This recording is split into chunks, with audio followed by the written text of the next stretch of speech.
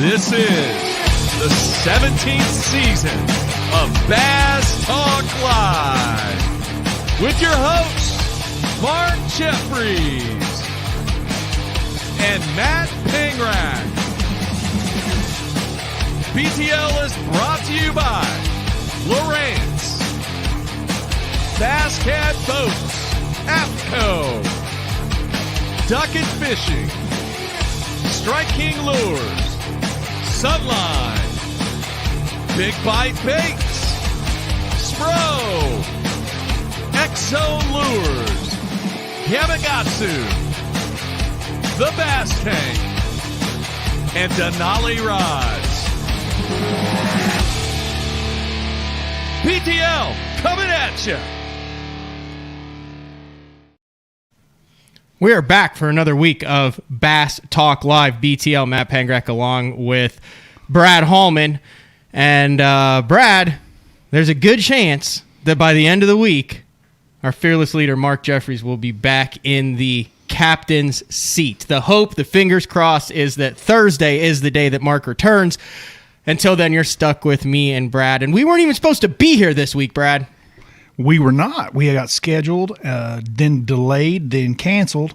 I guess we never had the delay in between. I had the delay personally. I was messaging you and talking to you quite frankly, like, dude, I'm probably not going to leave till Saturday. Then it was Friday. Then it was Saturday. Then it was Sunday, and then we got the email saying that the Bassmaster Central. This is the central schedule where it goes Alabama, Tennessee, and then they were like, oh, we should actually go to the central part and then go to Oklahoma. Was canceled. So postponed actually until I think October 8th through 10th. Obviously, Smith Lake, home of the recent MLF Pro Circuit stop that John Cox won. The water was a little high there. And there was a little bit of concern that maybe the fishery was saturated, and then the second round of severe storms came through last week, and we were watching it. Thoughts and prayers with all those that were affected by the tornadoes in those areas, but along with it came torrential downpours, 3.5, 4 inches of rain on a couple different days, and the lake came up and up and up, and it just was unrealistic with that event. I mean, the whole ramp and area where the weigh-in was supposed to be was underwater. Dude, I think they have more tornadoes in Alabama than we do in Oklahoma. It seems that way anymore. It's incredible how many they have. It is, and I was kind of worried about this year in Oklahoma, especially with that cold snap, if that would be like a bad spring. So far, we've gotten through it with some severe storms, but you never know. It's always just around the corner. But I think it was a good call by Bass. I don't think it was a controversial call. I don't think it was a difficult decision by Chris Bowes to postpone this. If anything, I think he deserves an attaboy, a pat on the back for doing it on a Friday. You have to remember, official practice for these things don't start till Monday. You're dealing with a fluctuating fishery where we've seen what happened at Bull Shoals when Tripp canceled it a couple years ago, and the guys, it was great weather, and it was supposed to be bad. They were all trout fishing on the White River, and they're like, well, how do you cancel it? Well, it's a deal where you have to see what's expected, and knowing that a lot of these guys had VRBOs, had reservations. Yeah. And if they start on a Monday, you have 48 hours. You're looking at the expected. You had Friday, Saturday, Sunday, Monday, Tuesday, and Wednesday, 6 days before the event, 3 days before official practice. And I've seen some videos, Matt Lee out, who's like, hey, here's a house on an island that's not on an island. And I think it was a great call. And they didn't really have an option. Yeah, I think the park that they were going to go out of the event, I believe it was probably underwater, like 517, somewhere in there. Right now, it's what I was pulling up. It's 518.29 and 510 is normal pool. Is that correct? So it's yes. 8.2. And I believe that the main ramp there is underwater at 507. Or no, 5. It's 6 or 7 foot high. That was what I meant. So that'd be 516. Yeah, around there. Yep. Is where the main one. So anyway, we're moving on. The next one is Douglas Lake in a week and a half that we're both let's go back and let's talk about VRBOs, because you bring up a good point that he did cancel it. And a lot of us running the roads these days, the things have kind of changed where less guys are using hotels with the advent of VRBO and Airbnb, right? And our group is part of that, and I've been in part of this for quite some time now, where a group of guys rent a house, and that's what we do. Well, the cancellation policies that are in black and white and on the front of all those contracts that we sign for these houses throughout the year, Dude, do you realize that you can't get your money back after 30 days? 30 days. If you want a 100% refund on most of them, it is 30 days before. And then anything from there to 20 days, I believe, you get 50% back. And then after 20 days, they keep your money. Yeah, we're paying for the Smith Lake house. We're paying for the Smith Lake house. And that is one of the reasons why I've refused to get a room while traveling with myself until I actually show up at the venue. It just happens so frequently. It just doesn't happen very often. And honestly, it's the first time that I've run into it. I know last year Scott Martin did all the booking with the group that I was with, so I didn't have to worry about it. But during COVID, Lewis Smith was canceled because of COVID early, and Scott had already booked a house there, and I know that he had some rumbles with the guy trying to get it canceled. And he was concerned that, we would end up having to pay for that house, but I never heard anything else about that. So I'm guessing Scott's he didn't do it out of pull, though. He does. You could throw out a few, hey man, if you do this. Before we get into, we got a lot to talk about. We have a really good show today. I figured you're back in studio for a week. Last week went really well. We had video callers. We had a call in, and I said, let's just step it up a level. And there's a couple guys they're good interviews. Right. But at times, they can be rather difficult to interview. And two of those are some of the best that have ever come out of Oklahoma, one of which is Edwin Evers. I've said it to him before. You got to earn your interview with Edwin Evers. Yep. I mean, dude, the guy doesn't have that smile for no reason. He could smile and tell you nothing, and does it a lot. And the other one is Tommy Biffle. Now, that's just old school. I don't feel like chatting right now. Yeah, I'll cut you with my knife. But I called him up, and I said, hey, it is spring in Oklahoma, high water, coming off a fourth-place finish at the recent BPT on Sam Rayburn, one of his top and best finishes over the last several years for Tommy Biffle. And I said, dude, Brad Hallman's in studio. I want to talk about flipping bushes in the spring, your fourth-place finish on Sam Rayburn and crappie fish. And he said, let's do it. So we're going to have Tommy Biffle on in the second half of the show to talk about all sorts of stuff. And I kind of want to get into a little bit of a fishing discussion because I'm kind of in a good position here because I'm looking at one of the best high water bush flippermen, one of the best high water bush flippers in Oklahoma across from me. And we're going to have one of them on who has done it for decades and decades and decades. Yeah, he laid the groundwork. Have you ever got into a situation with Tommy Biffle because you've had to fish against him for a long time where you guys were on a strong willow bush flooded bite and realized, oh God, we're on the same stretch? No, we've never gotten into it or had crosswords. The only thing we've ever gotten into is we've stayed together a few times. I didn't like where he was on me one time. We can talk about that. Save that for the interview. I bet he doesn't even remember. Save that for the interview. I lost by an ounce, $100,000, finished second. And don't know if he caught any fish back there that could have hurt me, but he was dang sure in an area that he had not been for 2 days, and he was there on day 3. And are you saying you're going to call Tommy Biffle out? You're going to ask him about it? Have you talked to him about it yet? I don't think I've ever said anything to him about it. Oh, I love that. That's one of the things that I absolutely love about this. But no, we've never had any conversations whatsoever on the water. Ken Duke just texted you, said, have you ever talked to Tommy Biffle about inventing the pitching technique? There's a nice subject to bring up. Yeah, we'll have to mention that. Thanks, Ken. I was so spun out in Florida. I was supposed to go down and do like the Ken Duke tour and see all the trophies and all of his memorabilia and stuff that he had. And I totally forgot until I was on the way back. And you know what I did on the way back. I said, I'm packing up my stuff and leaving. Threw the Traeger in the back and drove 19 hours home. But then I went, oh my God, I never went to dinner with Ken Duke. I feel bad. So I'm going to have to go down to Florida and fish again. A little housekeeping. Jeffries gave me a piece of paper with 2 names on it. Alex, he's got a horrible writing. Alex Hemberger and Josh Brown, you are the winners of the $100 gift cards that Jeffries just decided to give away on a whim. Those are in the mail. Those are headed to you now. And then I've also had a couple questions about the Marshall registration program that Jeffries rolled out, where if you were going to be a Marshall, you could submit and Jeffries would pay for 2 Marshall experiences, the $100 or whatever it cost to enter it. But the caveat was you had to come on BTL. Those winners are selected. And when Jeffries returns, hopefully Thursday, he'll announce that. I hope he is back Thursday. That'd be so awesome. I'm ready to hear him screaming and yelling at you again. It was. So I was thinking we might have done like a 10-minute Biffle segment and then come back to the end of the show, but I think Biffle might last a little bit longer with the amount of material that we now have to talk about with the man. Okay. So I want to get into this next thing. First of all, Texoma, you're a big Texoma guy. They had the Toyota series on Texoma, and Evan Barnes won Barnes. That tournament with 14 fish.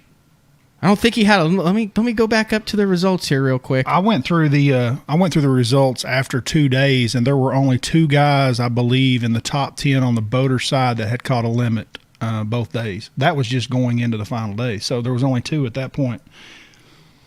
That's a surprise because I know you, on multiple times on this show, have called Texoma the best fishery in Oklahoma right now.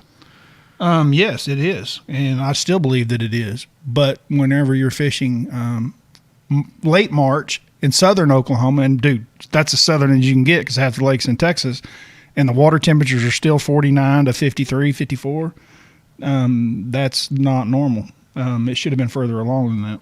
I know they were catching some in practice, but he went 16, 11, 12, 15, and 13 pounds. There were some very familiar names up towards the top. Jeff Reynolds was up there. I see Nick Aber, Keith Combs in 16th. Mitchell Webb, who's fishing everything. I think he's fishing the MPFL too.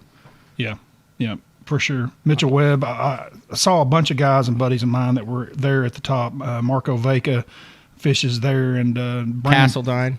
Pedigo has been the Texoma guy Chris for a long McCall, time. Dickie Newberry, Chris Brasher. Yep. Bunch of the record, but I mean, they struggle, man. It only took, if you had told me that 6 fish that weighed 17 pounds, like Justin Patty got the last check, $1,900. He finished 39th place. He had 15-12 on day 1, and I would assume a spotted bass for 1 pound 9 ounces on day 2. 17:05 end of March, 2 days on Texoma. Yep. I want to throw out some more love here, too, that we don't normally do here. Over at the Coingler side, just because we're so familiar with a lot of these guys, because they are Okies, Billy Bean, Eufaula spinnerbait hammer. Watched him win more tournaments out of Eufaula, big tournaments through the years growing up. Older guy. He's actually Nick Aber's stepfather. Really? Billy Bean had a huge effect on a lot of us younger guys coming out of Oklahoma earlier on in our career. Congratulations to Billy. Keith Honeycutt, normal stalwart on the Coingler side, and then my buddy Hank Williams finishes 3rd. I was pulling for Hank and Billy all week long, and all those guys. Congratulations. Very cool. We got a little bit of a hiatus as far as all 3 of the pro circuits are concerned. I think we're about a month away from the second NPFL. We got a week or 2 before the Sabine River, and then the next stop on the pro circuit and the BPT. So kind of one of those weird weeks during prime tournament season. Yep. Where there aren't any tournaments, even though we have like 11 pro circuits right now. Time to go crappie fishing. You texted me the other day just a bucket of fillets and said, dude, I've been killing the crappie.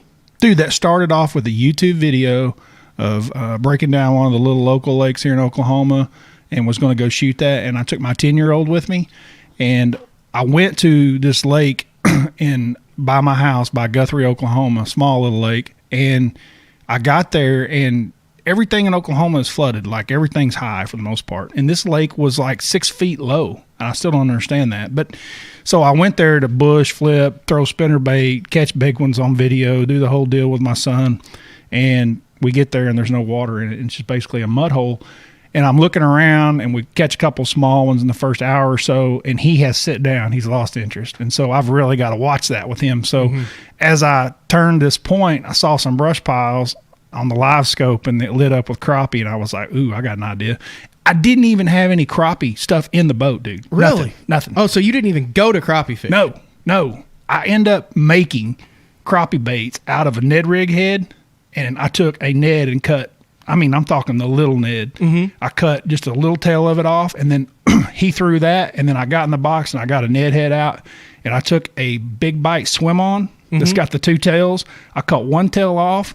It actually makes a really good crappie bait. It's really cool, but it's just about that long, like a crappie they jig. make a miniature swim on for crappie. I know, Yeah. but I don't know. But you're talking about the big one that you cut down, so it's almost just like a single the same tail. one that we're using for the chatterbait trailer that everybody's throwing. I cut it down, took one tail off of it, and yes, Did you see what Coach said on his live show the other day? No. They're coming out with a spinnerbait trailer that's adapted. It's a swim-on spinnerbait trailer, like specifically for a spinnerbait. That's cool. Because I've been throwing that swim-on the back of a Everything. spinnerbait since it came out. Mm-hmm.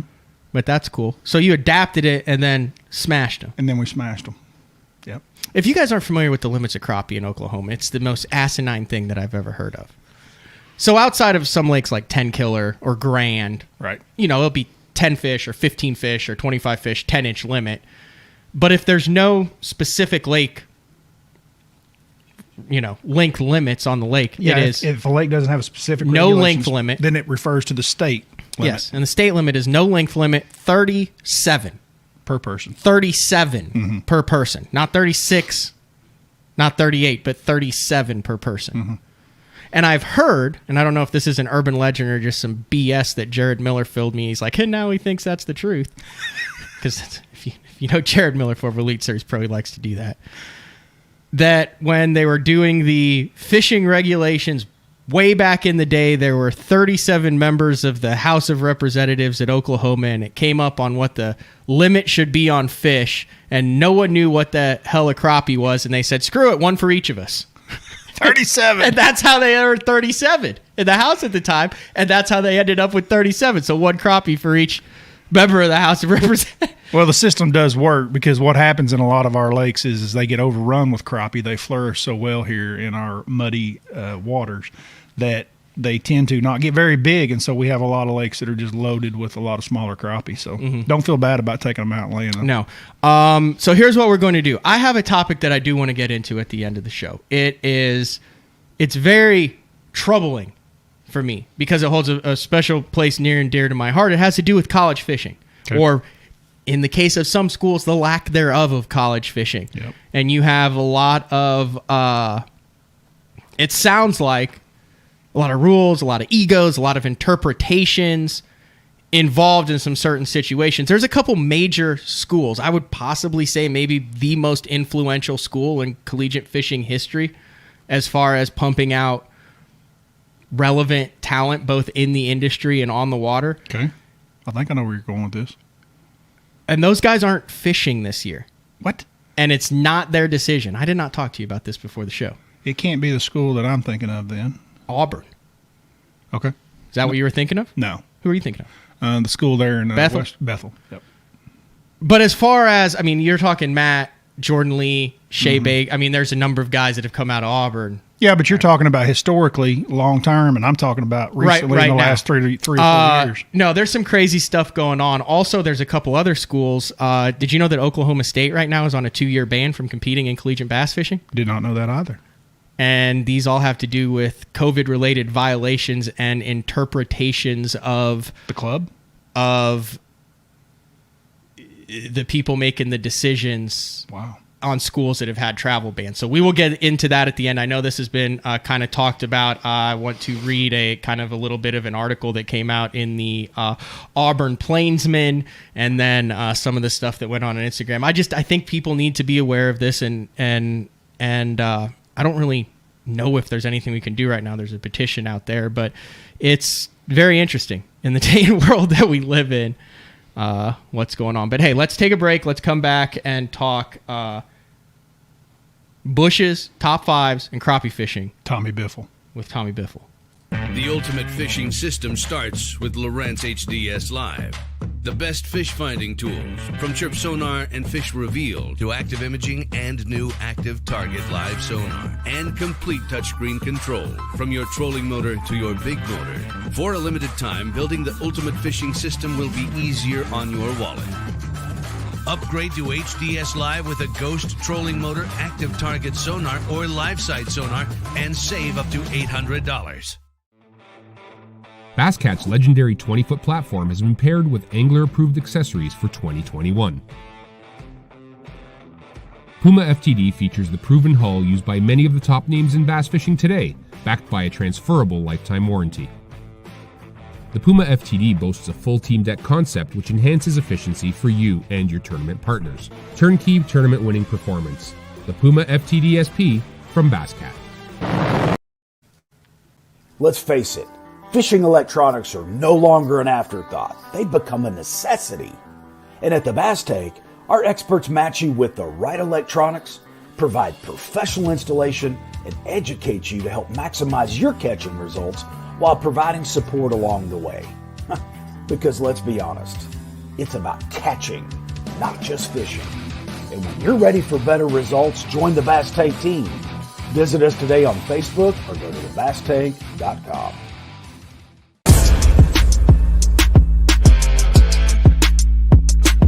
You've been waiting all week for this, and Sunline wants to make sure you're ready for it with bulk spools of all your favorite fishing lines. That's so fun.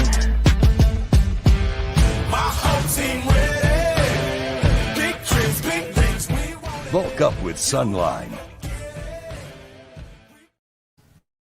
Guys, what makes our Spro lures beat the competition? I mean, you have to admit, we nailed it with my McSticks and rock crawlers. Man, we've all won money on my plugs. My Wamic shot put fish in my boat.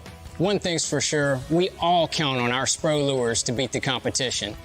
Designing cutting-edge baits with some of America's top anglers. Spro lures beat the competition. To see the entire lineup, visit a retailer near you or spro.com.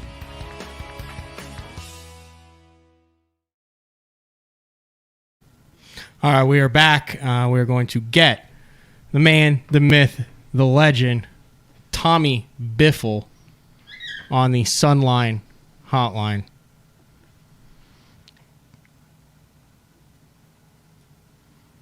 I wish we had Biffle on the computer. Yeah, I asked him about that. I said, do you want to do a live video? And he goes, nah. So we just left it at that. Hello. Tommy Biffle. Yeah. You are live on the Sunline hotline with myself and Bradley Hallman. And I mean, we have you on BTL quite a bit, but it's been a while since we've had you on BTL after a top 5 finish in your most recent derby. Yeah, it's been a while. It has. Sam Rayburn, first BPT of the year. Water was up. Fishing was a little tough. There were some fish up shallow, some fish in transition. And I have to admit, I kind of expected you to do well in this one. It was kind of a wheelhouse Tommy Biffle event. It wasn't a total slugfest. It was kind of a put your hard hat on and go to work. And you came in with 20 pounds, 3 ounces in the final round. Didn't catch any big ones, though. Didn't have a 3-pounder, but caught, I think, 9 of them. You had 22.07 in the knockout round to finish 5th in that going into the finals, and then 32.02 in the qualifying. So a solid week last week in the BPT to kick things off on Sam Rayburn. Just kind of talk about how that went down and how you navigated a top 5. No, it was a fun week. Anytime the water's up in the bushes, I'm pretty happy. And you could get a lot of bites flipping and pitching and throwing a spinnerbait, around shallow cover. So I was pretty happy. It was a little bit tough. It wasn't like Sam Rayburn normally is. Over the whole lake, it was just kind of off.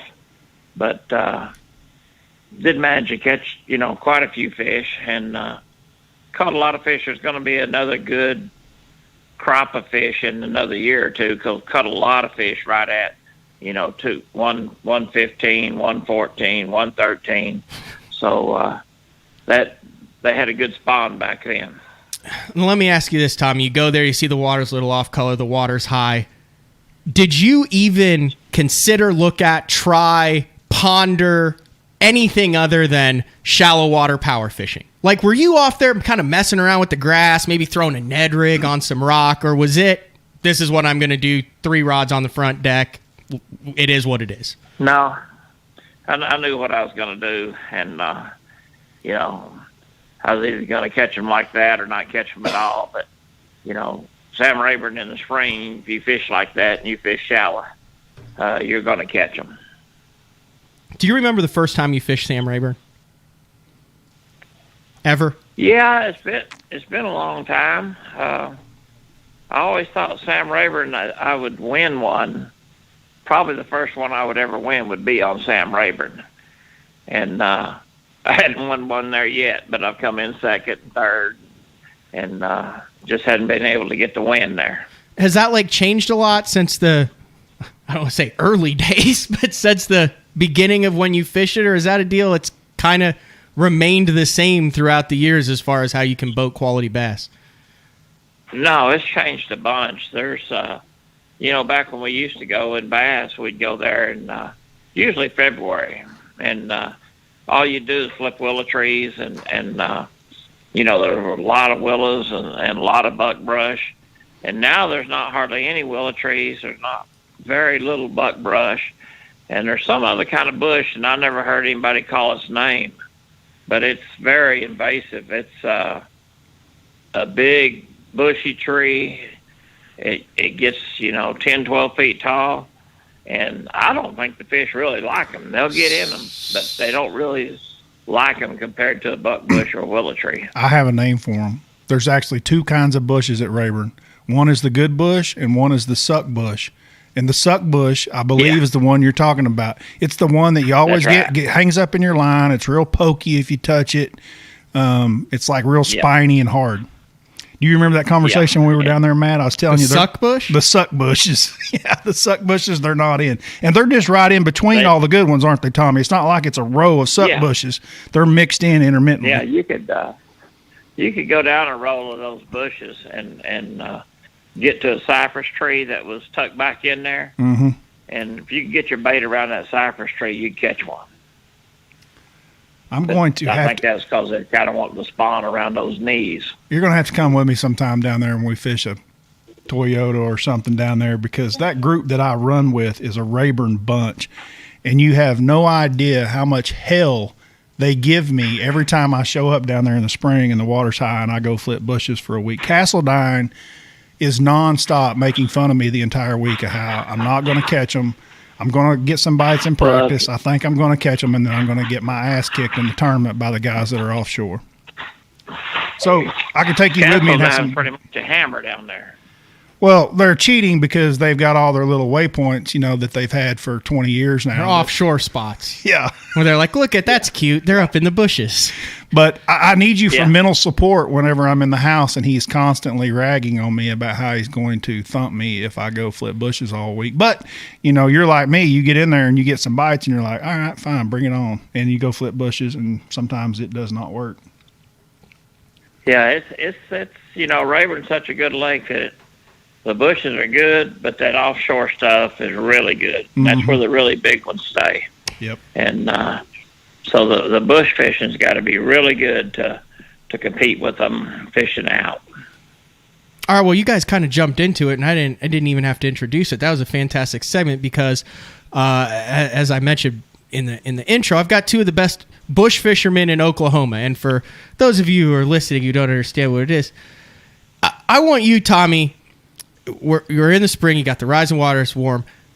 What makes a good bush? Like if you were if someone was to say, I've never bush fished before, what are the things that you're looking for to where you can go? Because I've been out with you guys when you do it and you say, you know what, there's a fish in that bush. And then you go, you know what, there's another fish. There might be 3 or 4 fish in that bush. I hear Hallman describing them as condos, pointing them out down the row and say, I'm going to catch one out of that bush and that bush.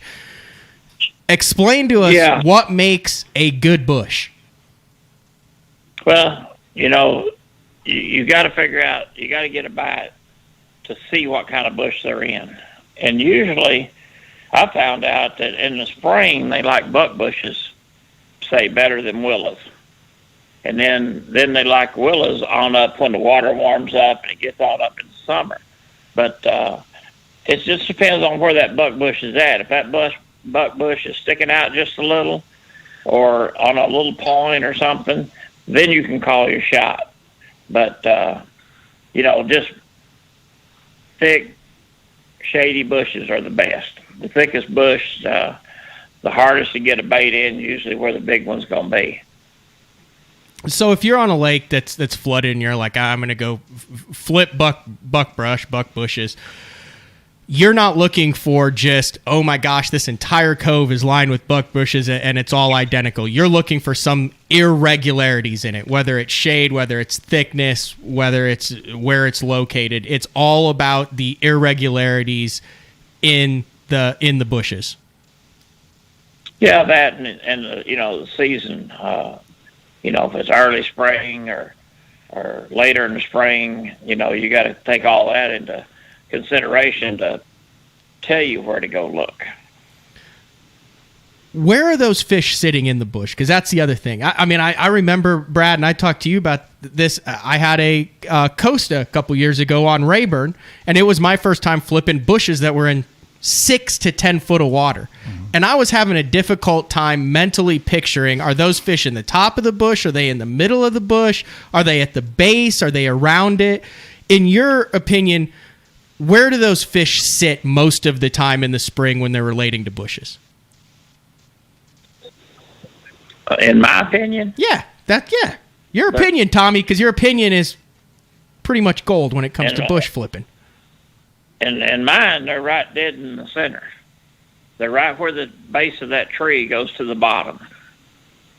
And if it's early in the spring and the water's still cold and it's sunny and it's been sunny for 3 days, then they may be sitting up in the top of that bush, but still in the center of it.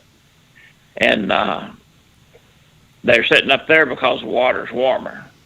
But then if it's 6-8 foot deep and all the water's been the same temperature for quite a while, they may be down at the bottom of it, just down there where it's thick and nasty. You want to add to that, Brad? You agree with anything like that? Oh, 100%. Yeah, dude, I've learned a lot from him. We traveled and different places in the country, and Tommy and I would talk. I can remember one tournament in particular, earlier in my career, whenever I go to places that I wasn't as familiar with. We had some kind of tournament. I don't even know what it was, but we were at Table Rock, and I believe it was more fall or summer. It wasn't springtime. And the bottom end of that lake was really clear, just like it always generally is, and the lake was up. And I'm not talking about like sky high up. It was just up a little bit. And Tommy fished the bottom end of that lake and did really well in that event, like really well. And I was amazed. I was like, dude, you're flipping them out of those bushes down there, aren't you? And he was like, yeah. No, he wasn't like that. He was like, yep. And he said, I was like, dude, you can see every single branch, limb, like you can see all the way to the bottom of the bush. Like if there was a bass there, like sight fishing, right, in the spring, you would be able to see it. And he kind of laughed. Do you remember this, Tommy? And you were like, yeah. But I'm telling you, you can't see them, because I know today I flipped in a bush and didn't get a bite, and I flipped in the next bush, and when I flipped in it, 2 bushes over, I watched a 4-pounder come from 2 bushes over to eat my bait, and I never saw that fish before I made that flip. So they did hide in there. Yeah, they can hide now, and that's exactly right. The water was crystal clear where I was catching them, and you couldn't see any of them. See, that was the experience of the old veteran, and I was scared of that, because I needed to be in my element where I couldn't see the bottom of that bush or couldn't quite make it out. That was my comfort zone, and I learned that from them. They also do that up in New York, the way that he won 2006 090. He completely changed that fishery. Tommy Biffle changed that fishery 110%, because when we showed up there, that was my rookie year, and the word on the street was the largemouth weren't even big enough to play. Like, you might be able to get them for a one-day tournament, but there is no way these fish are going to ride for 4. And that place was crystal clear. Tommy did the same thing there, and just wrecked them for 4 days and completely changed that fishery. Yeah, that was a fun tournament, and it did change that fishery, because the next year when we went back, or the year after, there would be a certain amount of guys trying to do that and fish shallow. And by the 3rd time we went back, you couldn't win doing that. You had to have largemouth and smallmouth. Yeah. Because largemouth were getting divided up too much. Yeah, and it's not even just us in the event. It's also the locals that all of a sudden you open their eyes too, right? So then over the course of the next 3 years, they're also putting pressure. Every time they have a tournament, those guys are focusing more on largemouth than they ever were before. And then you see that take effect. I was kind of lucky. When I won, like you said, nobody thought you could win on them. Nobody was messing with them. I think I was the only one in the tournament that was even fishing for them. Wow. Was that the easiest win of your career, Tommy? I mean, I remember watching that, and that was a pretty dominating win. Fort Gibson was his easiest win. It was pretty easy. What's the best bush bite you've ever been on? Like if you had to point to one day and say that was the day. I don't know. I've had a lot of good days in the bushes, but there's days that you catch a lot of numbers, and there's days you catch a lot of big ones. And I had a tournament on Rayburn one time, and it was in the summer, and the deal was to catch them on a 1-ounce jig 25 foot deep in the grass. And I went down there, and I tried for 2 or 3 hours, 25 foot deep in the grass, had a bite or two. I was looking over at the bank, and the willows were in the water about 3 or 4 foot. And I didn't win that tournament, but I should have beat them by 40 pounds. I figured I lost 40 pounds during the tournament to come in second to win this car that my wife told me, you bring that car home. and I told her car had burned up, caught fire and burned up. And I told her, I said, next time you wish to win. But that was some of the best bush fishing on Rayburn. That I've been there in the spring and early February when it was really, really good. But I had more 8-9 pound fish on during that tournament than I ever have had at Rayburn. So Rayburn has always been a little bit problem for me flipping, and I'm wondering if that problem that I have still to this day is something that you ran into. So you said that you lost a lot of fish, a lot of big fish, 30 or 40 pounds of fish, and you're going to have the same background I do being from Oklahoma. And I've read, obviously I learned a lot about flipping just from reading articles that you guys wrote and did many years before I started. So a lot of my knowledge came from you guys. How and why do you think you lost those fish at Rayburn during that event? What was the deal? I had one particular point. I had an 8 and a 9 on, hung up in the bush, and before I could get to them, they got off. Right. But the 9-pounder, I had my hand less than a foot from him, and he jerked his head and broke my line. The issue, and, back then we didn't have as good a line as we do now. Well, that's what I was going to get into. That's the turmoil that I always have when I go to Rayburn, and I think I've solved it. I think I have. But the rule of thumb generally was, especially for us from Oklahoma, we pretty much could take 25-pound test line and we could go just about anywhere in the world and catch bass, land bass, no matter how thick, heavy cover, right? I mean, that was kind of what we did. When you go down there, then the fish become, our big fish are, 4 to 6 pounds, maybe a 7 occasionally, right? I mean, realistically, tournament fishing, we just didn't see many 7s.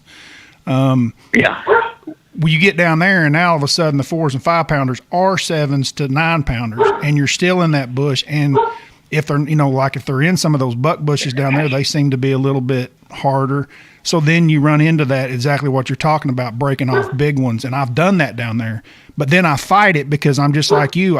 Guys don't understand this, but dude, we do not like putting braid in and out of bushes and willow trees. It doesn't flow good. Like, it stays hung up. It's aggravating. There's no stretch. It's cantankerous to fish with. Mm-hmm. So we don't like it. We want to fish, back then it was mono and now it's fluoro. But I still fight that to this day. What is your opinion on a place like Rayburn flipping where you've got that now today, Tommy? Well, Rayburn, I can pretty much get away with 25. I use 25 shooter sunline. Yep. And I've used it for years now, and I think it's the very best line that you can use. And I've got some 30 that if I go to Falcon or Amstead, where you're probably going to catch a 10-pounder. Right. And I have never got that 30 broke. And the only kind of bad thing about 30 is you hang it up, you got to go get it. You won't hardly pull it and break it. You'll straighten your hook out of your jig, or you'll have to go get it. I got a spool of it, and I've had a spool of it for a year and a half, and I've been waiting for the time to break out the 30. It's rope, dude. It is rope. Yeah, it's super strong. All right. So Hallman teased us all before we came on here. I asked Brad, I said, dude, have you ever shared a stretch with Biffle while you're up in the spring? And yes, I am aware, Jacob, Steven, and the rest of the instant feedback. If you go back and play the BTL Bush drinking game where you have to take a drink every time Brad, Tommy, or myself say Bush, you guys will be hammered by the 40-minute, 23-second mark.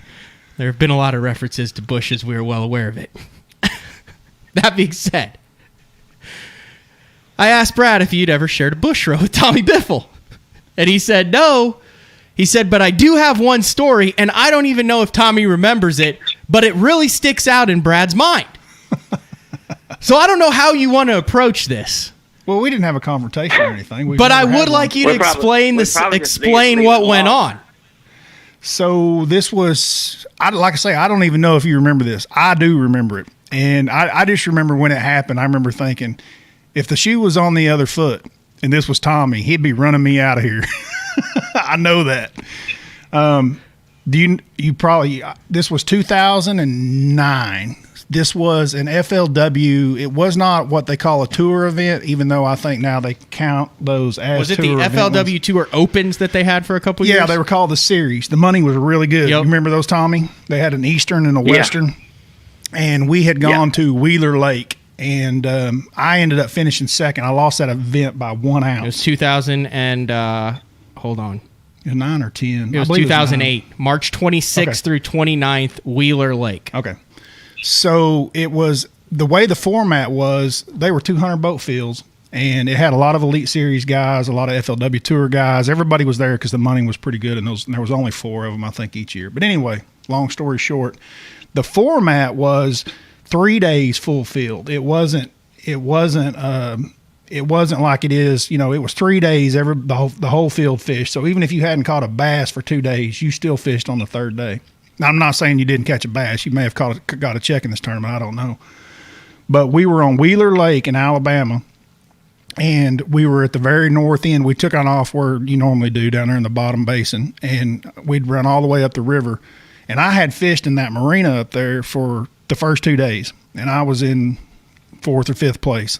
And I pretty much had that marina, other than a few people that would kind of come in and out and fish. This is going to be to myself. I'm so pumped where this story's going. But on day 3, about 10 o'clock in the morning, and I'm catching them pretty good. I mean, I know I'm going to make the top 10 cut into the last day. Here idles in Tommy Biffle. And I was kind of at the mouth, and it's a pretty good sized marina. It's not like this place is tiny. And I thought when you idled by me, I thought, man, you ought to say something to him, run his ass out of here. But you were somewhat intimidated at the time? 110%. Really? So, like, oh, God, I don't want to piss off Tommy. No, it wasn't that. I mean, any of the guys, I wouldn't have ran out of there. Yeah. That's not really my personality. But I remember thinking to myself, he went straight to the back where I just caught him like an hour before he came in, and actually had I had pretty good bag and had just moved on, thinking, nobody else is going to come in here. For day 4. You got it. Tommy goes straight to the back and starts fishing. And I'm thinking, man, if it was him, he'd be running me out of here. I know he would. I've watched him do it on Wheeler. Remember that on Wheeler? Who was it who came in there? He said, Tommy, what are you fishing in here? You said, the whole thing. He said, okay. Yeah. But anyway, I didn't say a word to you. You went back there. You fished for probably 2.5 hours. You did catch some fish back there. I watched your rod bow up. But I never said anything. I left, and I made the top 10, and then I ended up finishing second. I lost that derby by 1 ounce. Do you recall that fishing incident at all? No, I remember fishing in that marina. I fish in it a lot when I'm up there, but I don't remember where I finished or what I caught in there. Yeah, I didn't think you'd even remember. I didn't think you would. But like I say, it's a big place. I hadn't seen you in there in 2 days, and I just knew that I would say this, that if that happened today, of course I know you a lot better, and if I hadn't seen you in there for 2 days, I would probably say, hey, bro. I remember the Wheeler one, and you were up there past the bridge flipping bushes, and someone came in, and you were kind of in the back, and me and Harold were out there. That's the one you won on Wheeler. Remember that one? Yeah. That was when the fish, like Tommy won the event and never fought a fish because the fish went from happy in the bush to the bottom of Tommy's boat. Like there was no fighting, there was nothing. It was just like, I'm in a bush, and now I'm in the boat. I felt like I would have won that event. Yeah. Tommy won if the water hadn't have come up. Oh, you so had a quick. top 10 there. Yeah, I finished 5th. In the but one of the guys came in the mouth of that thing, and he saw the boats, and he looked at us, and he said, "Who's back there?" And we said, "Biffle." And he goes, "Ah, crap." And he kind of kept idling, and all of a sudden you see Tommy's head poke up from kind of behind a tree row, and he heads over to him, and he left. And it was vintage. Hey, this is my stretch of bushes. Yeah. I tell you, so Well, let's Hold on. What do you got on that, Biffle? You remember that? When you've been there the whole tournament, and nobody else has been in there, and then they come in there the last day, it's just common courtesy for them to leave. Mm-hmm. I agree. Because they hadn't been there. It's just like Bradley. If Bradley would have asked me, "Hey, I've been fishing in here for 2 days. I wish you'd leave," I would have left. But anymore, it's not hardly like that. You were asking about confrontations. This is a funny story, so we'll throw some names around here. So I had 2 buddies, right? So Tommy, but then I got another buddy from Oklahoma, Terry Butcher. Tommy and I never got on the same stretch or had a confrontation on the water. But Tommy and Terry Butcher were constantly finding the same stretch of fish. The same way. Dude, I do too, but like I don't know. Maybe I would be off with a spinning rod in my hand somewhere, and those two would be flipping. But not back then. You didn't even carry a spinning rod back then. They would constantly. You guys ran into each other a lot, didn't you, Tommy? Yeah. It was a funny. And deal. roomed together? No. I'm just saying that I was friends with both of them, and it was funny to hear both sides of the story, in a way. And that son of a gun ran me out of there, or tried to rub me out. It was always, something with the two. I think it's funny. Everyone's got Tommy. What are your thoughts on your persona? The "I'll cut you, don't come in on my water." Do you enjoy that? Do you like that? Because I've been with you and I've crappie fished with you, dude. You're cutting up. You're a great guy. You're loose. You're easy to get along with. But everyone's like, "Oh man, you get within 100 yards of Biffle, he's gonna come after you with a flipping stick." Yeah, they a lot of that stuff's made up because I ain't really never got after nobody, But it's a deal where, if I've been there for 2 or 3 days and it's the last day of the tournament and you come in there, I'm going to tell you to leave, because that's just like reaching in my pocket stealing money if you catch a fish. Yep. If you're not doing good and you're just messing around, then you don't really have the business of being there. But no, Ish and a lot of them made a lot of that stuff up, and it works pretty good sometimes because you get a new guy and he's already scared. Yeah, definitely. No, I'd heard all the stories too. I was pretty scared of you myself. But the persona part, the persona part does work, like you say. Because guys are already intimidated. But then after I got to know you, one of the things that a lot of people like that are watching this show or listening to this podcast, Tommy is actually one of the greatest storytellers there ever was on tour. That's an honest fact. He's top 5, dude. So like Mark Davis, Tommy's right in there with him. When you sit down in the evenings and he gets talking about some of his stories, where he starts talking about going to Africa hunting and laying down in the woods and some of the things that came around him, dude, they are incredible stories. Like, you hang on to every single word. Tommy, do you still have that deal in your basement where you've got a boar's butt going through one side of the wall and the head coming through the other side of the wall? No, that's not me. I thought you had some sort of like a pig breaking through. I knew you have a rattlesnake in the fireplace. You still have that? Yeah. And you got a leopard on a stick. Man, I got a leopard, but I don't have a pig or anything. Oh, I thought he had a pig breaking through the wall. He's not a damn Razorback fan. He's a Sooner, dude. Well, I thought it was like a warthog, one of those African warthogs. All right, what's next on the schedule for you? Are you going to get to go out and catch any crappie? Brad's been smashing them. They're all up shallow. I know that's kind of your leisure pass. Yeah, I was kind of hurt down there at Rayburn because I caught 5 or 6 close to 2 pounds on a big old spinnerbait. Really? And that if you would have had a crappie jig or a beetle spin or something, you could have murdered them. Yeah. And so I'm ready to go crappie fishing. I would have already went. And just been pretty windy over here, and I guess it's going to be windy today. But as soon as that wind lays down a little bit, I'm going. Well, there you go. You got anything else for Mr. Biffle Bradley Hallman? Not at all. Enjoyed catching up with you. Some stories, some techniques. Dude, it's got to feel good. Off to a great start and good position to qualify for the first cup. Did you have a big one for heavy hitters? I didn't see what your biggest fish was this past I had one, he weighed 6 or 6'2". Yeah, you got a 6-pounder. You're in a good position to qualify. You're in the top 5 of the angler of the year. You're off to a great start this year, Tommy. So that's a good thing, you know. That's a tough bunch to fish against. I mean, I always tell people, they say, "How you like it?" And, you know, I said, "Well, I think I jumped out of the skillet into the fire," because they all can catch them. And I mean, you know, and I'm not used to catching a bunch of numbers, and I've had to work on that. But you know, it's just a great group of fishermen that they gonna catch them. I mean, they gonna catch a bunch of them. Well, that works. Thank you for jumping on with me and Brad. I enjoyed listening to the stories that you guys have. Hopefully, you guys learned a lot. Take care, Tommy. Catch one of them 2-pound crappie. All righty. All right. See you. See you later, Brad. See you, bud. All right. That was Tommy Biffle.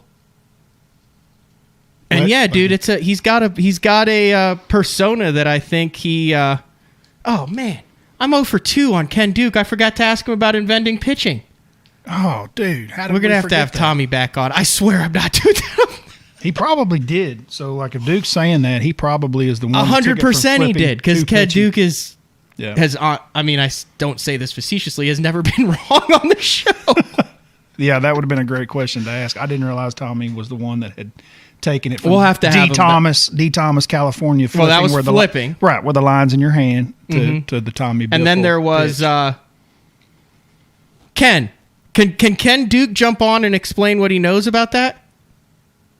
He's going to text me. You got time, Brad? Oh, yeah. Here. Bring him on. Let me see.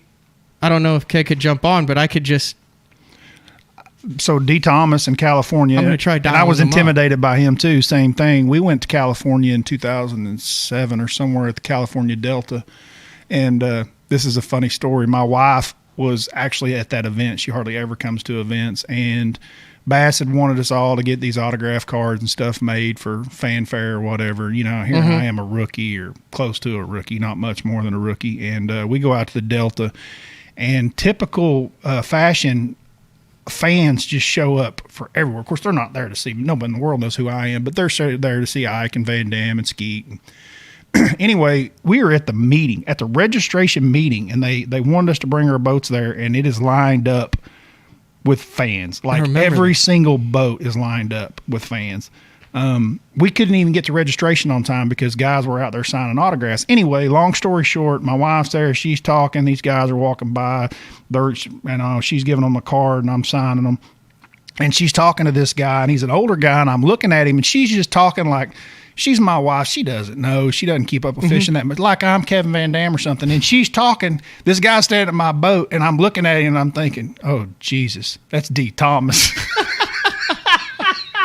The father of flipping. The inventor of flipping. And my wife's just going on and on and on about all the stuff that we do. And I'm like, oh, gosh, just please be quiet. Please be quiet. All right, let's see if we can get Mr. Duke on the phone to just...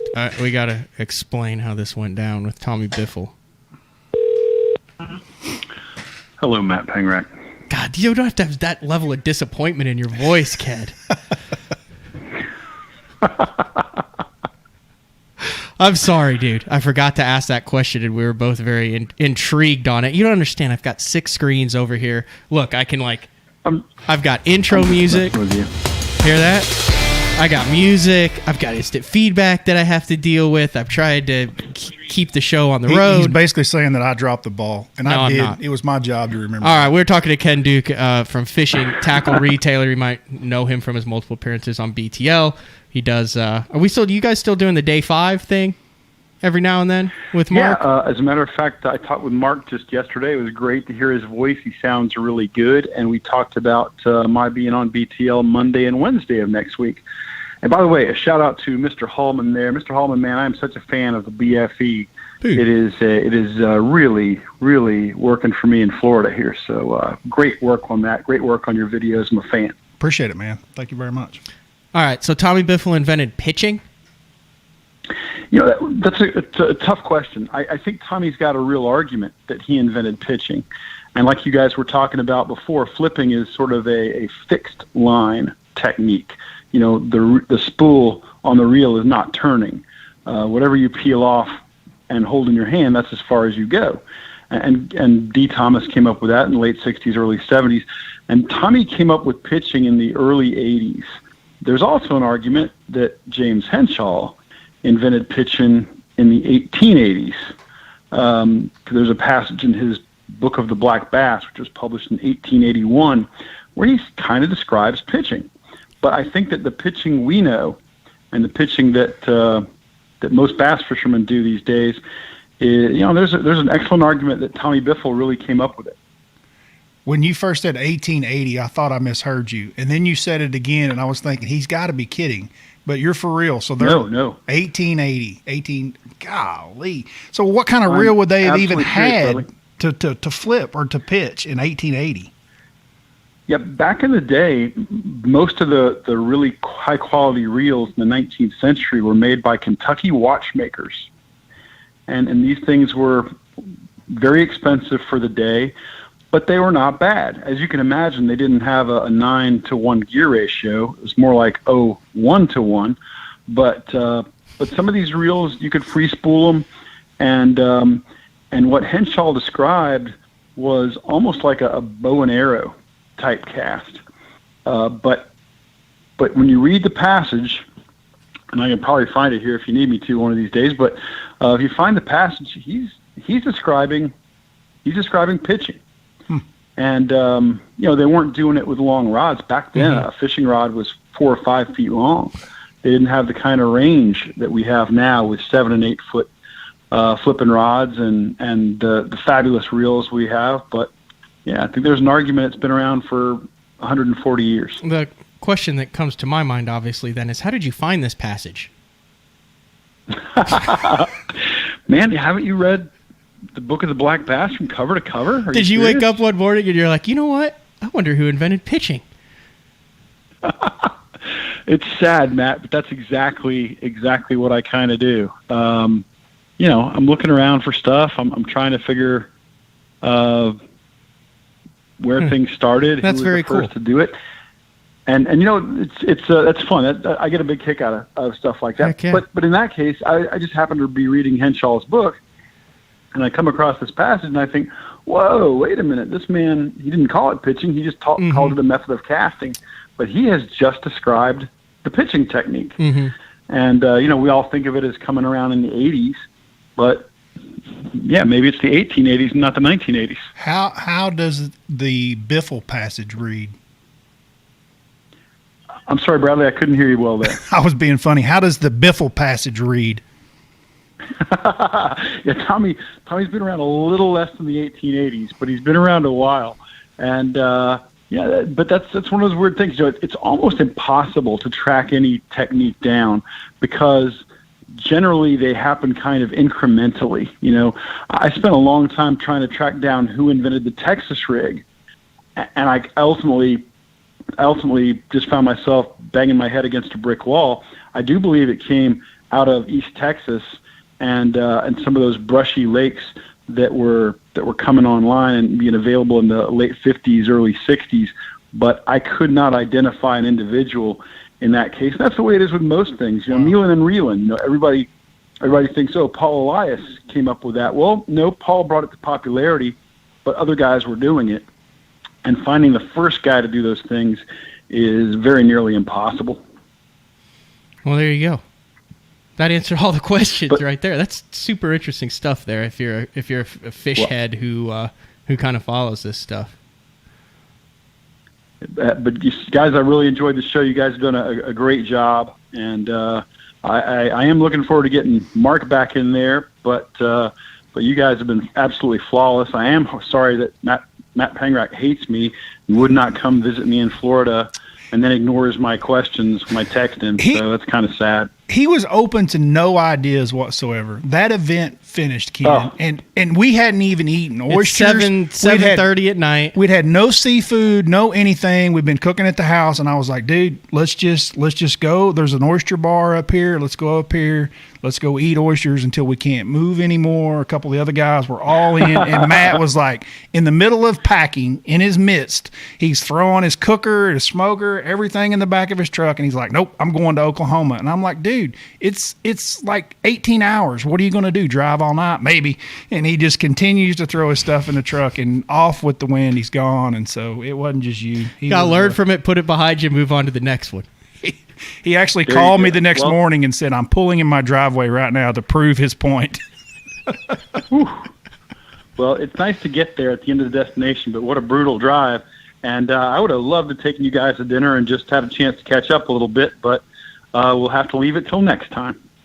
That'll work. Thank you for the insight. That was Fishing Tackle Retailers Ken Duke. Thanks, Ken. Take care. Thanks, guys. Yep. See you, bud. Interesting. Very interesting.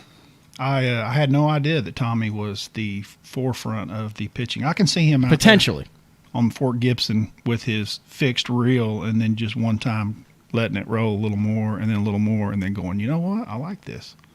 Yeah, I mean, everyone's obviously pitched or flipped at some point, but to take one thing and do it over and over and over again and have your, that's the only thing that you're doing. Mm-hmm. I mean, yeah, I guess there had to be someone who, the first guy ever who took a piece of plastic and ran the hook through and then reversed it and then put the hook point back in and said, oh, look, I can cast it next to this tree and I don't get snagged. I noticed the technicality sometimes, whether I'm making videos or reading other stuff, feedback on other people's videos or whatever, that there's a lot of people out there that are upset whenever you use the term flipping, but you're actually pitching. I know for myself, I call it all flipping. I know Jason Christie calls it all flipping. I think Biffle calls it all flipping, but we're primarily pitching. I mean, to us, it's kind of one and the same. But I know for the technical people, they get pretty aggravated if you do an article or something and call it flipping when you're actually pitching. Now, I don't consider myself to be old school. I feel like I'm fairly versatile, but I have noticed over the past couple years in the YouTube videos, and people have pointed out that I actually do a lot of scissor flipping. Mm-hmm. With the line in my hand out, where it comes out of the last guide, and at the time I'm not like, oh, let's do a really cool scissor flip. It's just what's working for me at that time. Yep. And I think that's kind of a forgotten technique too, is that old scissor flip where you're using your hand, and that actually goes back to my casting kid days, where on that first target it was a motion that I could repeat over and over again. So I always hit the 50 on that first flip, and I just have used it ever since then to put it into everybody get ready, a bush. Yeah. Explain the scissor flip a little more for people listening. What is the actual motion? What is different than it? Well, you're never disengaging your reel. Your reel is always engaged. And then when you flip out, you have probably 2 or 3 links of the rod, so you have 15 foot of line out, but you're controlling it by pulling the line with your free hand, that you're not holding the rod. And it just allows for a very controlled flip, especially if you're getting bit on the initial fall, but you can put it in all the little holes really quick. Yep. And you just go boom, boom, boom, boom, boom, and you can hit 7 or 8 spots. Yep. But I knew what you were talking about. Do you do it a lot? Clarify. No, I do not. I don't think I've ever seen you scissor flip. I'm 110%. Either I'm going to lock down and flip, which doesn't happen very often. The only time I flip, like old school flip, is it seems to be vegetation. Florida comes to mind. Something where there is a target rich environment. You know what I mean? Yep. Where there's just a lot that I want to cover, and I'm in tight. But generally, I'm pitching 95% of the time, maybe 98%. Thanks to Tommy Biffle. Yes, thanks to Tommy. And who was the first guy? Tommy was the first guy. D. Thomas. No, that was flipping, the pitching. I don't remember his name from the Not 1800s. Lure Henson. From 1800s? Yeah. I don't know. I really thought I misheard him. I was like, wow, man, I didn't hear that right. Anyway. And then he said it again. All right, we're going to take a break. I talked about this in the first half of the show. We got to come back. Thanks for sticking with us, guys. We're going to talk about Auburn. We're going to talk about Oklahoma State. I think there's another school. I can't remember. It's GSSU? GCSU? Anyway, there's a couple schools that can't fish anymore. Their club is, for all intents and purposes, doesn't exist. Wow. Their club is not in good standing with the university. And I have had some in-depth conversations. I know there's a lot out there about that. There's some stuff on social media, #LetThemFish. There's a change.org account that last time I checked had 16,000 signatures on it. I know some stuff is happening today. There's legal stuff involved for some of it. But I wanted to talk to some people in the know. Sources. We haven't had sources on this show for a long time. We had a whole year during the transition where it was sources say. But I talked to a couple sources about what is actually going down, and I just think it's important in the industry as anglers to kind of talk a little bit about it. So we're going to run some commercials. We'll be back. We'll talk about collegiate bass fishing. Pro-inspired, pro-designed, tested and proven by legends on the water, dominating the tournament trail for over 50 years.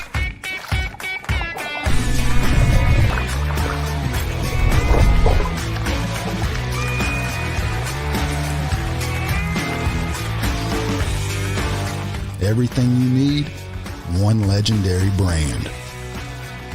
Strike King. Hey guys, Major League Fishing Pro, Jacob Wheeler here with my new Signature Series line of rods with Duck It Fishing. We have my 7.2 cranking rod right here. Crankbaits can be very fickle, and having the right, having a lot of tip can be too much, and having not enough tip can, lose a lot of fish. So you really got to be careful. If there's one or two techniques that I'm really adamant about having the perfect action as a crankbait, especially like a square bill, a DT6, those medium running crankbaits in the springtime when those fish's mouth are pretty tough. That's when I'm really on top of having my actions just perfect.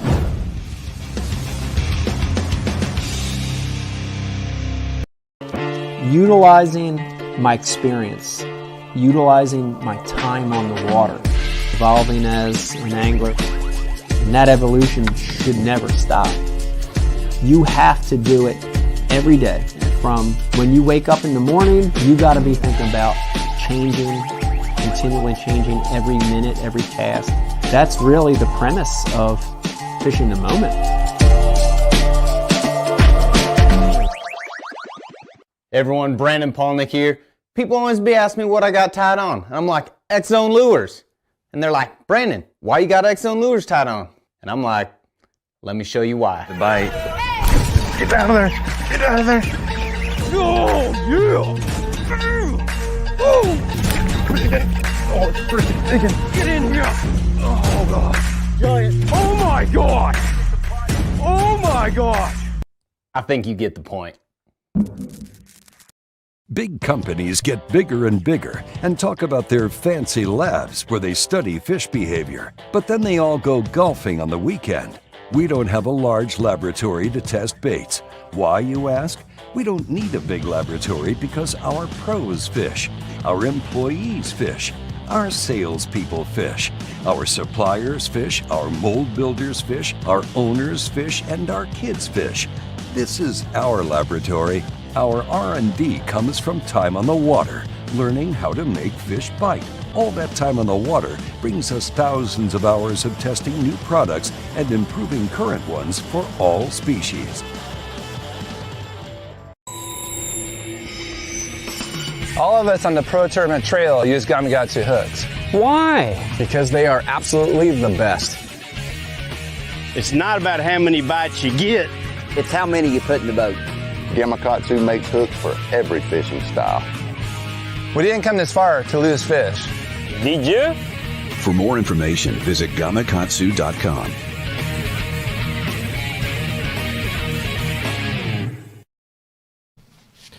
All right, we are back on BTL for a final segment. We're going to talk a little bit of college bass fishing after talking with Tommy Biffle.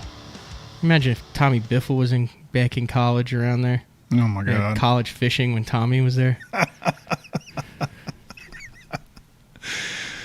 Yeah, it'd be interesting.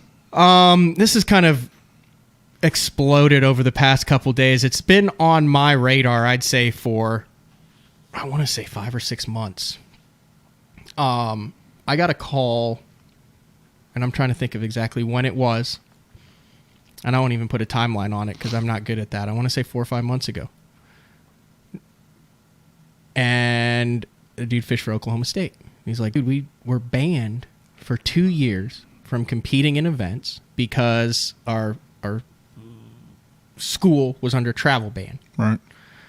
And we competed in collegiate fishing event, and they said, hey, you can't do that. You're banned. And they gave them a 2-year ban. Now, here's the problem with what we've got going on. I'm going to just encompass this all. I fish collegiately at the University of Oklahoma. You went to OU. Mm-hmm. You have a 16-year-old. Mm-hmm. You fish around. You fish with a lot of college anglers. You fish with members of the OU fishing team. That's correct.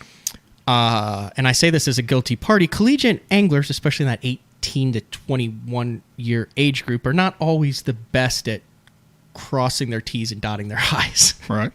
I say this having been there.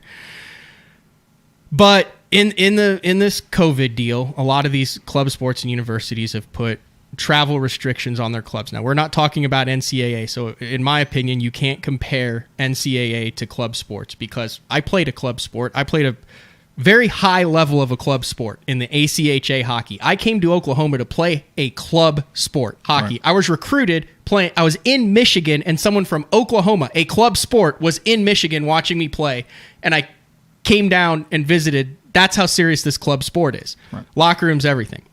But it's not NCAA.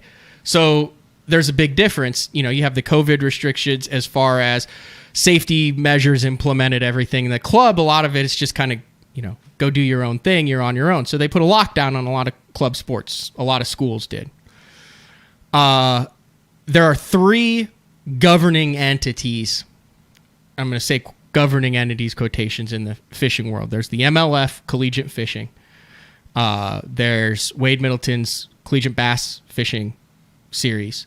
And then there's the Carhartt College Bassmaster Series that Hank Weldon's the tournament director of that.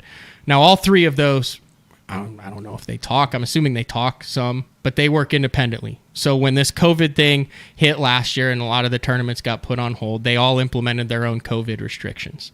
Each one was a little bit different, but it included emails and safety things and requirements as far as social distancing and masks, because fishing is an activity that you can do really safely for the most part. Yes.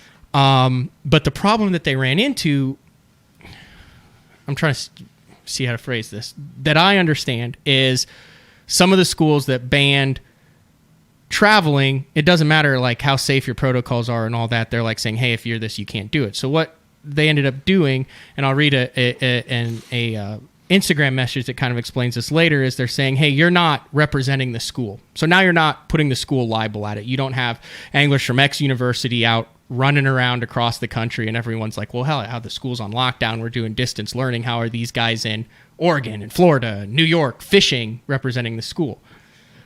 So they're not representing the school. It's just like if me and you went fishing, Matt Pangrak and Bradley Hallman. We're not Oklahoma.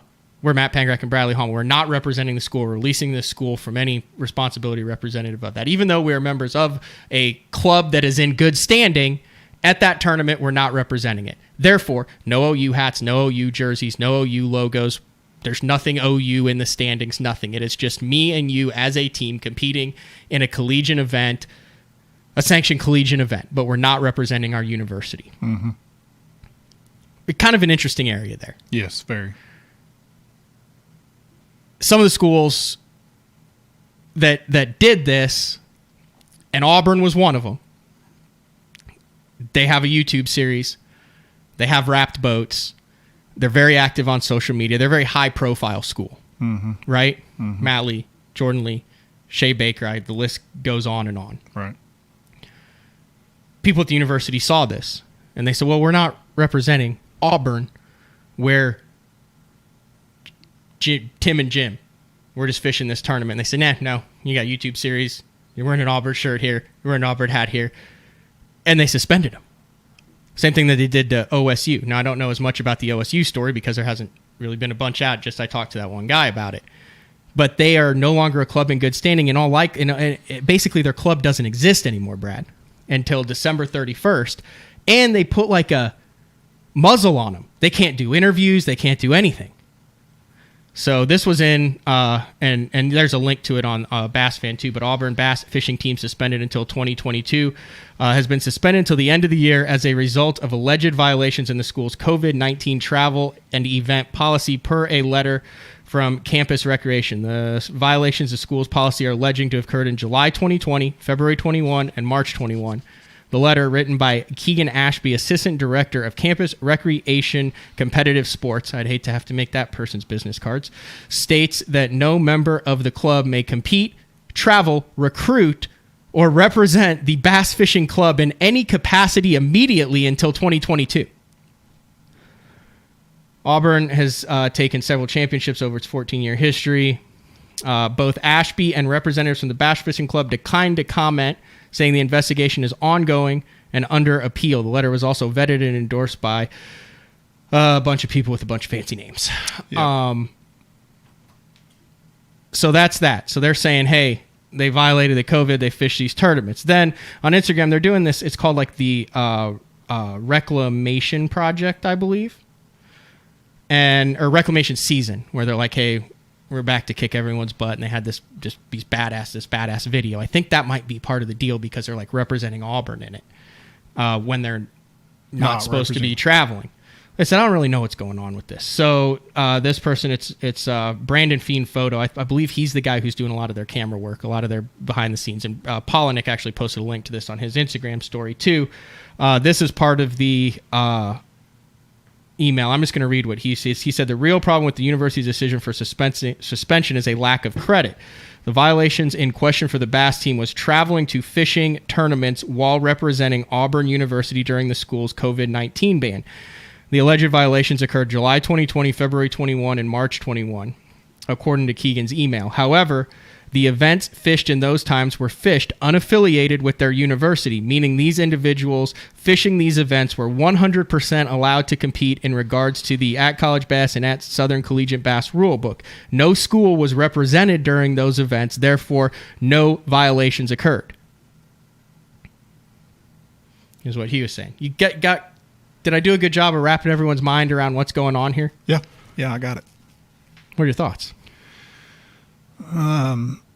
First, I don't know enough to speak on it. I understand just from my relationship with working with the University of Oklahoma's team some through the years that club, right? We got to understand what club that's club versus NCAA. Huge difference. And the universities, it's almost like they allow you to, it's a privilege that we allow you to have a club. 100%. You have to go through. You have to get, because I went through it with OU. You have to get status. Yes, this is a viable club, whether it's fishing, chess, backgammon. There's not this overwhelming amount of support. No, coming you have from to the prove what it is. You have to get a sponsor, someone for the club, typically some professor who's a nice guy, and you go to your professor and you're like, hey, will you be my sponsor for this Pokemon club? Or just some employee, may not even be a professor. Then you show that you've been around a while. Eventually, once they realize that you're an established club, they'll throw a little bit of grant money your way that kind of helps keep you going. Maybe you get a little bit of a deal in the paper, and that's how the clubs are established. Yep. It's big business, and they have the image to portray with politics and the environment of 2021, and it's fighting a generation that doesn't really like rules either. It's like, well, they're not, So I don't know. I don't know enough to speak educatedly on the subject, so I'm not going to make a comment either way. It's fair. I see two sides of it. So here's the thing. I believe in OSU's case, they didn't even know that they had violated anything, and then they were just like, hey, you're out for 2 years. And the reason why this touches home with me is I would not be sitting here if it were not for OU fishing. I would not be in the industry. I would not have this career. Okay. It is all because Mark Jeffries had an internship and reached out to the University of Oklahoma fishing team that Chip Porcher and Justin Hurd and Jordan Nichols and Jarrett Morrison and myself started in 2007. Mainly Chip Porcher sent me a Facebook message. It was like, hey, so you like fishing? Yeah, we're going to start a fishing team. The hell's a fishing team? Fish tournaments with the team. Cool. And that was it. And then Jeffries, free labor, boom, the rest is history. Ronnie Moore. I'm not even going to start naming names. I know. But there's you're seeing a huge chunk of the industry, guys who don't even fish, right, who are in the fishing industry, is all based on college. And Auburn and all these guys, I mean, dude, that's going to be their livelihoods, and they're not going to fish for the last year and a half, 2 years of their career. That would have been crushing to me, not to mention life-changing. Mm-hmm. So I'm kind of torn on this, because remember I opened this up with like college kids, maybe not read the most, maybe a little bit cocky, but then also universities maybe taking it a step far. It's an easy target to show, hey, we're COVID conscious. It's a freaking fishing club. Yep. They go down to the pond. So what? We suspend the fishing club for a year. Big deal there. Having no idea what it is. Like, that's the easiest, least pushback. Mm-hmm. Is it a little bit of bravado on both sides? Like, hey, we're going to still have these videos, and even though we're not representing Auburn, we're still going to be showing the tournaments or having a YouTube series as an Auburn bass team where it's going to show us traveling, even though we're not competing as it. And then the school said, oh, I see what you did there. Well, screw you. You're done for a year. Mm-hmm. Or is it the school trying to make a point for some reason, like, hey, we're COVID conscious, and these guys get caught in the freaking crosshairs even though they've done everything right and are totally getting screwed? I don't think we know where it lies along that line. You see what I'm saying? Those are your two options. Yeah. And I think the truth is somewhere along those lines. I mean, I know they're good kids. Everyone I've talked to, the people I've talked to behind the scenes, are like, dude, these kids are serious. Like, it's not like a bunch of guys that were like, screw it, like career sponsors, wrapped boats. I get it. I don't know that there's, like you say, there's probably, hopefully, maybe some middle ground that they can come to, but they better come to it pretty quick, because it sounds like December 31st will be here. Right, and all three organizations, too, the governing bodies, like I said, it's not like they're just going, these anglers who are going, whether they're representing their university or whether they're just going fishing collegiate, a fishing event, Bass has strict, you know what it's like in the opens.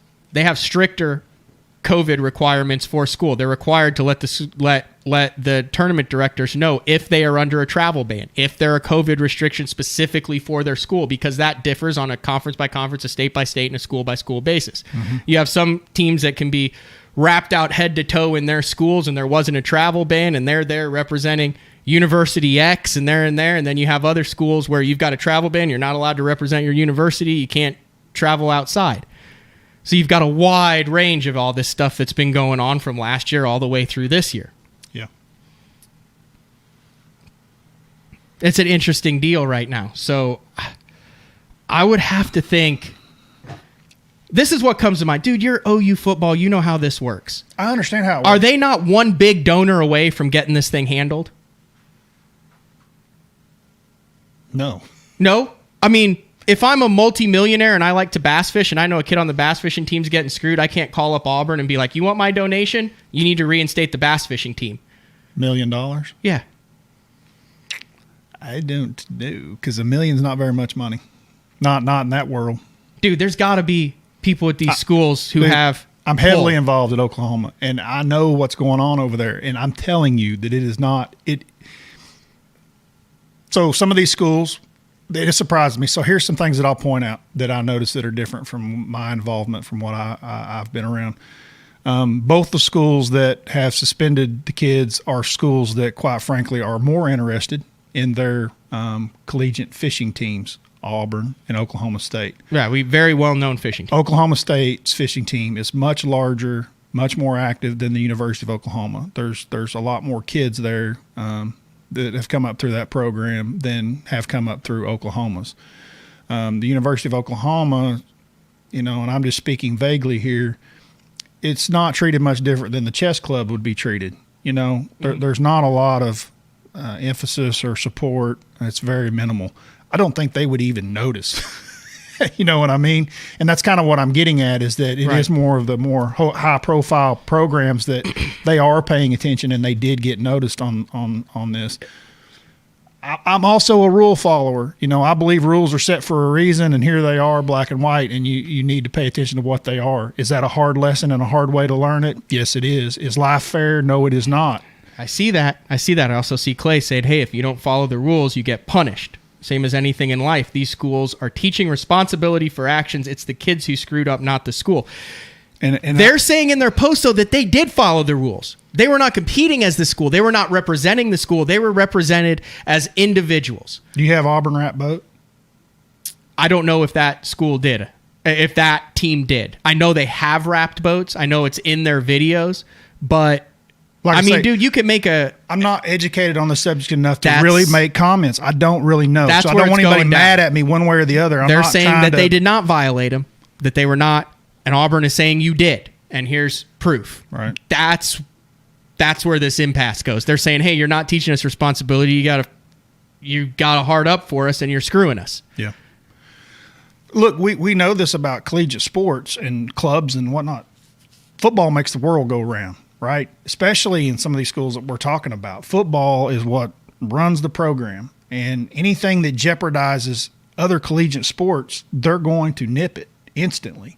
Whether it's a club deal being, you see what I'm saying? I mean, they don't want any infractions to come back whatsoever and appear that they weren't following the rules. So I have word that there's, my sources, there's 2 sources in one show, say that they might have some meetings today with the university. I could see some meeting ground in the middle. I could. I 100% think there needs to be some middle ground in this. Mm-hmm. Probation. Something, but there should be some. Isn't probation a lot different than suspension and immediate disbandment of the club with all the club members and stuff completely out? Absolutely. I don't know. And there's a couple other schools out there, and who knows how many schools there are that the school doesn't even know the team exists. Yeah. They're just not on the radar. That's a problem. They were on the radar. That's the only problem that they ran into. They were on the radar. That's what I was pointing out, is that those schools, I could see them being on the radar, where at some of the other schools they might not even be on. So I don't know if they'd notice them. I get the point. I do. I see both sides. It's interesting to see how this one's going to shake out. I feel horrible for those kids. So I couldn't imagine if they said that. Especially now with Bassmaster Classic and all the opportunities that are on the line, and the direct pipeline that you've seen guys go from to the Opens and to the Toyota Series with, you look at them now, it's, hey, what school did they fish for? Now you're losing. Now, of course, you can go fish a bunch of stuff that's not representing collegiately, but there's something about representing your school there. There's something about a pride about it. Mm-hmm. Like, I'm super proud that I fish for OU, even though no one knows it. Mm-hmm. And now, like, for the rest of their lives, man, they're pissed at the school that they've wanted to go to since they were little. Yeah. I get it, man. That would be a weird situation. You have Steve Kennedy posting that he's like, I think he said embarrassed to wear the Auburn hat right now, first time ever. Wow. It's a weird deal. I mean, this is a school that regardless of what school it is, regardless of whether it's the Tulsa Community College or OU or Auburn or Alabama, I mean, man, you got a lot of blood, sweat, and tears in that. And then you also have to understand, how far am I willing to go for what I think is right versus like my collegiate education and just like let it go. It's a weird deal. It's a stance, and it's a stance from schools that, quite frankly, if they felt that way about it, the other universities are going to be exactly the same way. Because, like I say, they have more of a vested interest there. He said, so they were fishing as a non-university entity, and now university says they are not a club sport and that they can still fish events as individuals. What changed? I don't know. There's a lot there. There's a lot of moving pieces too, and there's a lot of he said, she said. And like I said, I don't even know if I can get any of the anglers from any of those schools on right now. I don't know if they're allowed to give interviews as it, because I can't introduce them as an Auburn Bass Club member. You might be able to get some guys from Stillwater. Yeah. I could see that. They get their stuff together. I asked for an email with like what they're officially told and stuff. I'm still waiting on that one. Yeah. It's college kids, man. I understand. Some of us never grow up and never get our paperwork in. Their email's not on their phone. Have you paid your their face deposit for Pickwick yet? Nope. I'll put that. I'm a college kid. I'll wait till 4:30. We got 7 hours left. We got 7 hours, man. What else you got, Bradley? That was all that was on my list. I hope I didn't. I hope that wasn't a muddy mess with the collegiate. You think we covered that fairly? I knew nothing about it. So yeah, you did a great job explaining. Yep. I think there's still a lot of muddy water there 100%. that we don't understand. 100%. For sure, I thought it was a great show. Really enjoyed Tommy Biffle. Ken Duke was great. 1800s flipping. 1880, I believe it was. Pitching by Watchmaker Made Reels. Oh, we got a great show tomorrow. We got Bill Lowen, the Turtle. The Turtle. Off of his first win, is going to be on BTL Live via video to talk about how he got it down and how every once in a while we get a guy who you're like, dude, he could go back to back. And I feel like Bill is one of those guys. Awesome. Anyway, that's it. BTL on a Tuesday for me and Bradley. We'll see you tomorrow.